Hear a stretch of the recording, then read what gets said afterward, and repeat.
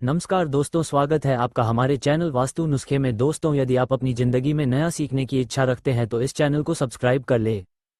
दोस्तों, प्रत्येक मास में दो एकादशी आती है, एक कृष्ण पक्ष में और दूसरी आती है शुक्ल पक्ष में। और प्रत्येक एकादशी का अपना बहुत अधिक महत्व होता है, लेकिन अश्विन मास की जो एकादशी होती है, पितृपक्ष वाली एकादशी, इसे कहा जाता है इंदिरा एकादशी। और इस व्रत का बहुत अधिक महत्व है। ऐसा कहा जाता है कि जो व्यक्ति इस व्रत को धारण करते हैं वह स्वयं तो मोक्ष को प्राप्त करते हैं, उनके पितरों को भी मोक्ष की प्राप्ति हो जाती है। इसलिए यह व्रत बहुत महत्वपूर्ण है। अगर आप व्रत करते हैं अत्यंत श्रेष्ठ है, अगर व्रत नहीं कर पाते हैं तो आप आज के दिन आप विधि विधान से भगवान श्री विष्णु की पूजा करनी चाहिए। अपने पितरों के निमित्त आज दर्पण अवश्य करना चाहिए, तो इतने मात्रा से भी भगवान श्री विष्णु के असीम कृपा आपको प्राप्त हो जाती है और आपके पितरों को मोक्ष की प्राप्ति होती है, उन्हें तृप्ति मिलती है। तो आज की वीडियो में मैं आपसे बात करने वाला हूं पितृपक्ष में आने वाली इंदिरा एकादशी के बारे में। जानेंगे पूजा पारण शुभ मुहूर्त कब है, सारी जानकारी आपको इस वीडियो में मिलेगी। लेकिन उससे पहले अगर आप चैनल पर नए हैं तो चैनल को सब्सक्राइब जरूर कर ले। चलिए दोस्तों, वीडियो को शुरू करते हैं। दोस्तों, यह एकादशी श्राद्ध पक्ष में पड़ने के कारण इस एकादशी का संबंध अपने आप ही पितृपक्ष जुड़ जाता है, पितरों से जुड़ जाता है। और धार्मिक ग्रंथों के अनुसार इस एकादशी में जैसे कि भगवान विष्णु की पूजा तो हम करते ही हैं, उसके साथ ही हम अपने पितरों की भी आराधना करते हैं। कि इंदिरा एकादशी का व्रत विधिपूर्वक करके इसके पुण्य को अगर पूर्वजों के नाम पर दान कर दिया जाए तो उन्हें मोक्ष मिल जाता है। केवल इतना ही नहीं बल्कि जो व्यक्ति व्रत धारण करता है उसे भी वैकुंठ लोक की प्राप्ति होती है। और धार्मिक ग्रंथों में ये भी वर्णन मिलता है कि जो व्यक्ति इस एकादशी का व्रत धारण करते हैं, मतलब इंदिरा एकादशी का व्रत धारण करते हैं, उनके साथ वीडियो तक के पूर्वज और पीठ उतर जाते हैं, तृप्त हो जाते हैं। मातृ पशुओं या पितृपक्ष हो, दोनों ही पक्षों के जो पीठ होते हैं उनको तृप्ति मिल जाती है। इसलिए प्रत्येक व्यक्ति को यह व्रत धारण करना चाहिए। बात करें कि इंदिरा एकादशी कब है, तो देखिए इंदिरा एकादशी की तिथि प्रारंभ हो रही है 27 सितंबर को दोपहर में 1:20 पर और समाप्त हो रही है 28 सितंबर को दोपहर में 2:49 पर। ऐसे में सूर्योदय कालीन तिथि के अनुसार 28 सितंबर 2024 को एकादशी तिथि का व्रत रखा जाएगा। तो 27 सितंबर 2024 10वीं तिथि के नियम का पालन आपको करना है। भोजन लेना चाहिए, ब्रह्मचर्य का पालन करना चाहिए, अगर संभव हो तो भूमि पर शयन करना चाहिए। फिर एकादशी के दिन हम व्रत धारण करते हैं, प्रातःकाल जल्दी उठ जाए, उठकर नीति कर्मों से निवृत्त हो जाए। इसके बाद स्नान इत्यादि करके और साफ स्वच्छ वस्त्र धारण करके भगवान श्री देव को जल दीजिए। घर के मंदिर में भगवान श्री कृष्ण की पूजा कीजिए। भगवान श्री हरि विष्णु के समक्ष शुद्ध घी का दीपक जलाकर अपने व्रत का पूजा का संकल्प लीजिए कि आज आप अपने पितरों की आत्मा की तृप्ति के लिए, उनके मुक्ति के लिए इस व्रत को धारण कर रहे हैं। व्रत में पूजा पाठ में किसी भी प्रकार की भूल चूक जाने अनजाने हो जाए तो इसके लिए भगवान श्री कृष्ण से क्षमा प्रार्थना कर लीजिए। आप विधि विधान से भगवान श्री विष्णु की पूजा करने के बाद अपने पितरों का तर्पण कीजिए। इसके बाद आप दिन में फलाहार इत्यादि कर सकते हैं। शाम के समय फिर से विधि विधान से भगवान श्री विष्णु की पूजा करेंगे। रात्रि में अखंड दीपदान करेंगे, जितना संभव हो भागवत गीता का पाठ करेंगे, विष्णु सहस्त्रनाम का पाठ करेंगे। भगवान श्री विष्णु के किसी भी मंत्र का, किसी भी स्तोत्र का अधिक से अधिक संख्या में आपको जाप करना है, रात्रि जागरण करना है और फिर अगले दिन अपने व्रत का पारण किया जाता है, व्रत खोला जाता है। लेकिन अपना व्रत खोलने से पहले, पारण करने से पहले किसी ब्राह्मण को घर बुलाकर भोजन अवश्य करना चाहिए, तभी इस व्रत का संपूर्ण फल हमें प्राप्त होता है। अगर ब्राह्मण ना मिले तो क्या करें, तब ऐसे में ब्राह्मण के निमित्त आपको भोजन की कच्ची सामग्री निकालना है, किसी ब्राह्मण को किसी मंदिर में या किसी धर्मस्थल में दान कर दीजिए। इसके बाद शुभ मुहूर्त में आपको व्रत खोलना है। अब बात करें कि पारण का शुभ मुहूर्त क्या होगा, तो देखिए एकादशी व्रत का पारण हमेशा द्वादशी तिथि में किया जाता है और द्वादशी तिथि प्रारंभ हो रही है 28 सितंबर को दोपहर में 2:50 पर और समाप्त